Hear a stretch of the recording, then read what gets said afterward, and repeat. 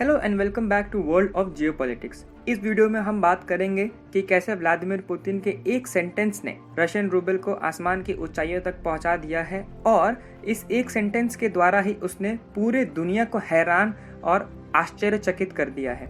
Putin ने सिर्फ ये एक सेंटेंस के जरिए दरअसल रशियन रूबल पर बहुत सारे यूएस सैंक्शंस लगने के बाद वो बहुत ही ज्यादा नीचे गिर गया था फॉरेन एक्सचेंज में। अब फिर से हुआ ये है कि पुतिन की इस स्मार्ट स्ट्रैटेजी से रशियन रूबल ने बहुत ही भयंकर रिकवरी की है इंटरनेशनल मार्केट्स में। उन सारे लोगों ने जिन्होंने रशियन रूबल को बहुत ही कम दाम में खरीदा था, अब वो सब मुनाफे में आराम से तैर रहे हैं। पुतिन के इस मास्टर स्ट्रोक के पीछे छुपी है थोड़ी सी हिस्ट्री।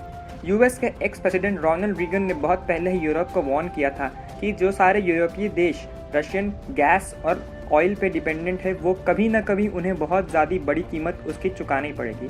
और देखिए वो बात सच हुई। इसी कमजोरी का इस्तेमाल करते हुए पुतिन ने रशियन रूबल को संभाला है।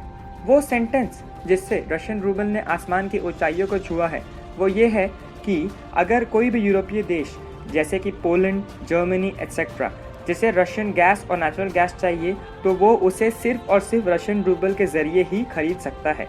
रशियन सरकार ने यह स्टेटमेंट पहले भी दिया था बट पुतिन ने फाइनलाइज कर दिया इस स्टेटमेंट को और उन्होंने एक फाइनल वार्निंग दे दी है कि अप्रैल महीने के बाद से अगर रशियन रूबल्स में पेमेंट नहीं होगी तो वो नेचुरल गैस किसी भी देश को प्रोवाइड नहीं करेंगे।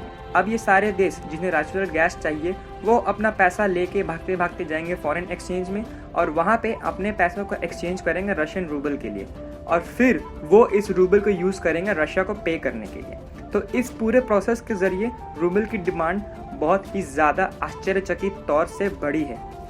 जितने भी यूरोपियन देश है वो बहुत ही ज़्यादा डिपेंडेंट है रशिया के नेचुरल गैस पर, क्योंकि इस गैस से उनके घरों को गर्म किया जाता है ठंड के मौसम में, इसी से बिजली बनाई जाती है, इसी से उनके गाड़ी का ईंधन बनता है, किसानों के काम करने के लिए पेस्टिसाइड्स भी इसी नेचुरल गैस से बनता है और भी बहुत से जगहों पर इसे यूज़ किया जाता है। जर्मनी के देश में इतना पैनिक हो गया है कि उन्होंने अपना इमरजेंसी गैस प्लान को कर दिया है इनिशिएट, जिसके तहत वो कोशिश कर रहे हैं उन अलग अलग जगहों से जहां से वो गैस प्रोक्योर कर सके यानी कि खरीद सके।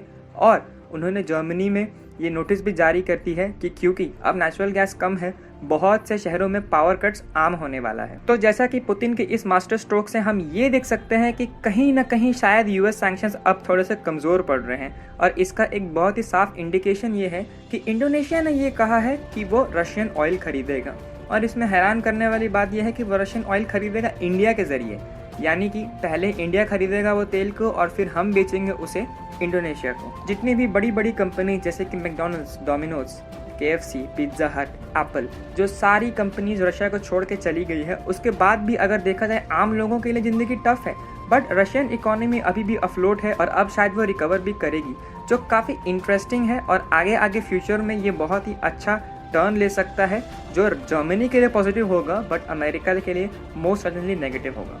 तो इस वीडियो के लिए इतना ही। अगर आपको वीडियो पसंद आए तो प्लीज़ हमारे चैनल को ज़रूर सब्सक्राइब करें। Thank you.